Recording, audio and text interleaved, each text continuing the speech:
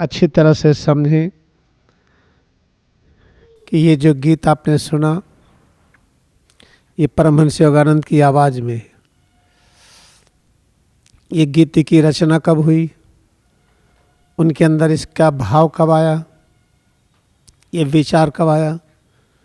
जब परमहंस योगानंद स्वामी तेश्वर गिरी के साथ आश्रम में रह रहे थे,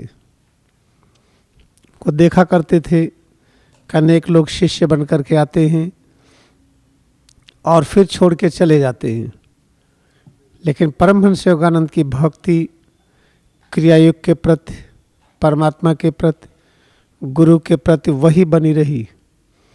इसलिए उन्होंने ये गीत लिखा और गाया कि प्रभु मैं तेरा हमेशा।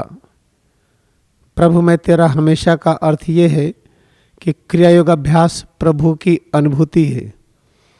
अगर हम प्रभु की अनुभूति कर रहे हैं तो यही गीत है कि प्रभु मैं तेरा हमेशा। भगत जन आवें भगत जन जावें, कितने भी शिष्य आएँ और जाएं, हम इससे प्रभावित नहीं होंगे कि ज़्यादा आ जाएं तो हमारा अभ्यास बढ़े और सब चले जाएं तो हम दुखित हो जाएं। ऐसा नहीं। परमहंस योगानंद ने सिद्ध किया, लोग आएँ और जाएं, लेकिन इसका उनके ऊपर प्रभाव नहीं।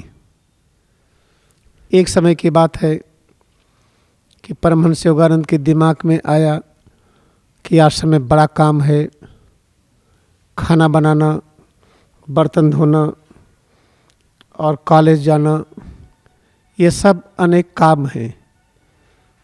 ऐसे समय में थोड़ा घबरा गए वो कि लगता है कि ईश्वर नहीं मिलेंगे। फिर उन्होंने निर्णय लिया कि अब हिमालय में जाकर के अकेले में एकांत में लगातार ध्यान करेंगे। ये गलत विचार था।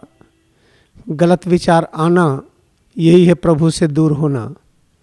तो अगली लाइन उन्होंने जो गाया है कि चाहे मैं तारों से भी अधिक दूर जाऊं, लेकिन मैं ये सिद्ध कर दूंगा, सिद्ध करता हूं कि मैं प्रभु हमेशा हूं आपका। उस समय भी वो क्रियायोग ध्यान छोड़े नहीं थे।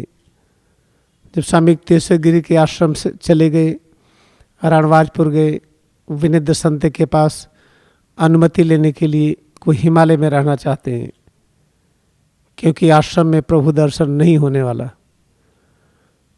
ये स्थिति क्या है कि गुरु से दूर होना या क्रियायोग से दूर होना ठीक वैसे ही है जैसे हम तारों से भी अधिक दूर चले जाएं, लेकिन फिर भी वो क्रियायोग छोड़े नहीं, वहाँ भी करते रहे।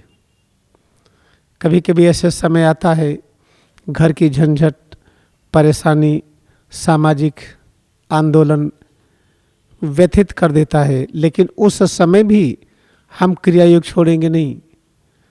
अगर हमने संकल्प ले लिया कि लोग आएँ आ जाएं, हम अकेले रहें या हजारों रहें, हमारे ध्यान की तीव्रता वही बनी रहेगी। चाहे कितना भी हम झंझावट में हो, उथल पुथल हो, सामाजिक या राष्ट्रीय या अंदर में, लेकिन हमारा अभ्यास कम नहीं होगा। अगर ऐसा संकल्प ले लिए तो परमहंस योगानंद का जन्म हमारे अस्तित्व में हो गया और फिर हम उन्हीं की तरह क्रियायोग की गहराई में प्रवेश करेंगे।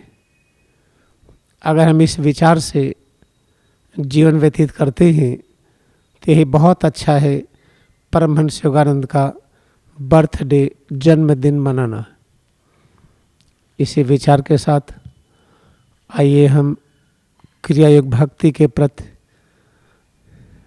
अपना प्रेम व्यक्त करें, नमन करें अपनी भक्ति को।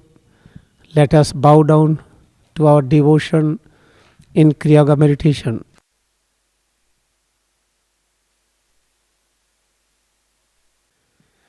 अब हम बैठेंगे। Now we will sit. आंखें खोलें, ओपन आइज।